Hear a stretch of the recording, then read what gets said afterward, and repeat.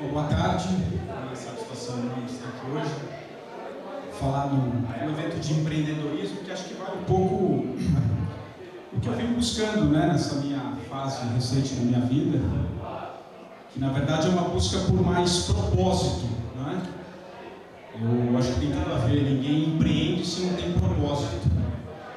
E quando eu resolvi redesenhar minha vida no meio do ano passado, quando eu escrevo o meu livro, passa exatamente por essa questão de tentar entender um pouquinho mais o que vale na vida, sentido, propósito, carreira, né?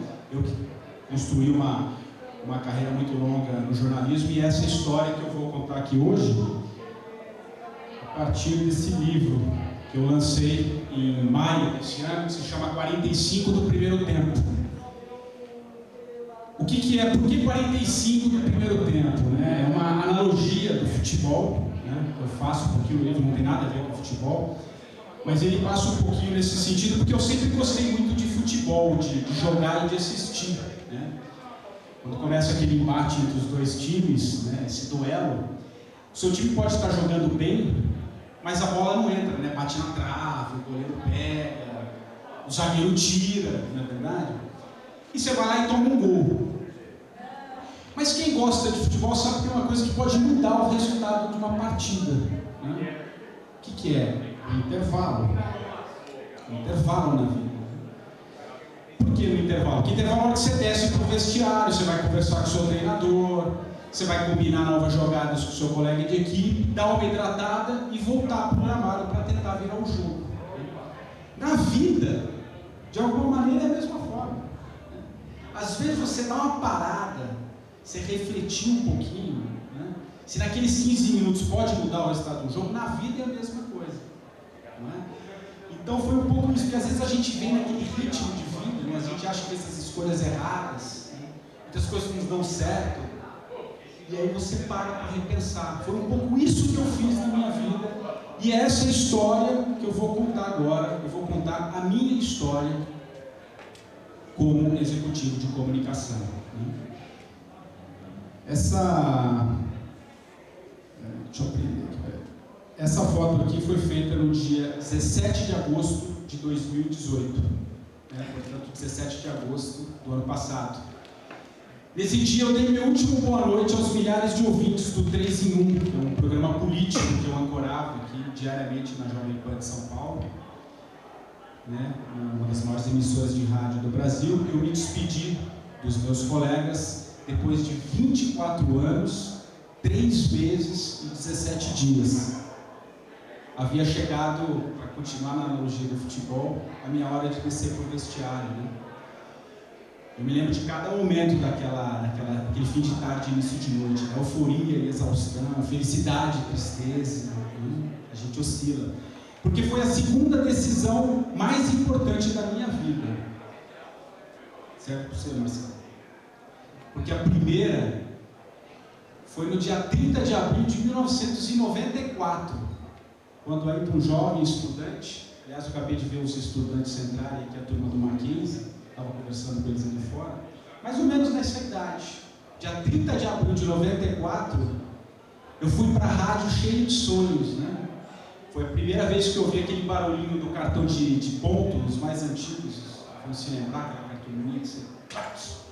Marcou 5 horas da manhã, eu havia sido contratado por uma grande empresa de comunicação. Então, quando eu fui para a rádio naquela manhã, fui cheio de sonhos, né? Havia em mim todo o sonho do jovem jornalista. O que é? Mudar o mundo, fazer matérias que mudassem, diminuíssem as desigualdades sociais, né? Todo jornalista, todo jovem jornalista sonha um pouco com isso. Então, começava ali a minha história profissional, né? Nessa empresa. A mesma empresa que eu saía 2 décadas depois. Então ali começava a minha história no jornalismo, né? No rádio. Nas ondas do rádio eu viajei pelo Brasil, pelo mundo. Eu fiz grandes coberturas, né? Cobri o segundo governo do ex-presidente Fernando Henrique Cardoso, o primeiro presidente a ser reeleito no Brasil, né? Acompanhei mais de perto ainda a eleição do ex-presidente Lula, Eu costumo dizer que eu rasguei o Brasil de norte a sul, eu viajei o país todo, cumprindo aquela campanha de 2002 do ex-presidente Lula. Claro que isso daria um outro livro, né? Ainda mais os fatos que aconteceram recentemente, mas isso fica por uma outra ocasião. Mas eu viajei muito naquele ano, acompanhando o primeiro presidente metalúrgico que chegou ao posto mais alto do país. Então, basicamente, eu fiz a minha trajetória de jornalismo político. Eu sobrevoei em São Paulo de helicóptero durante muitos anos, né? Fui repórter aéreo. Na época em que o melhor caminho não vinha do aplicativo Waze, não. Vinha do repórter aéreo, né? Então, eu sobrevoei muito a cidade de São Paulo, era uma outra época. Eu costumo dizer que eu tenho mais horas de voo do que muito piloto. Mas, basicamente, eu fiz a minha trajetória no jornalismo político, né? Além do 3 em 1, eu fui um dos idealizadores e criadores de um programa que eu vou falar um pouquinho mais à frente, quando eu falar do rádio, que é o Pingos nos Is, que é um programa que mudou a forma do brasileiro acompanhar a política, né? Foi um fenômeno na época que a gente lançou esse programa, eu fui um dos criadores. Mas, voltando ao assunto, então eu tracei a minha trajetória no jornalismo político, até que em 2013 eu recebi um convite para assumir toda a chefia do Grupo Jovem Pan, né? Então, me tornei gerente de jornalismo do Grupo Jovem Pan. Começava então a minha vida executiva no rádio, né? Então agora as minhas preocupações não eram mais com qual motorista eu ia sair, né? Não era só sentar no computador, escrever minha matéria e depois picar a mula, ir embora, né? Entregar o meu trabalho. As minhas preocupações eram outras. No frenesi dos dias, né, na verdade eu passei a acompanhar muito, né, a desenvolver novos programas, criar novos programas, contratar gente, demitir gente, no mercado cada vez mais sedento por novidades, né? Cada vez mais sedento por novidades.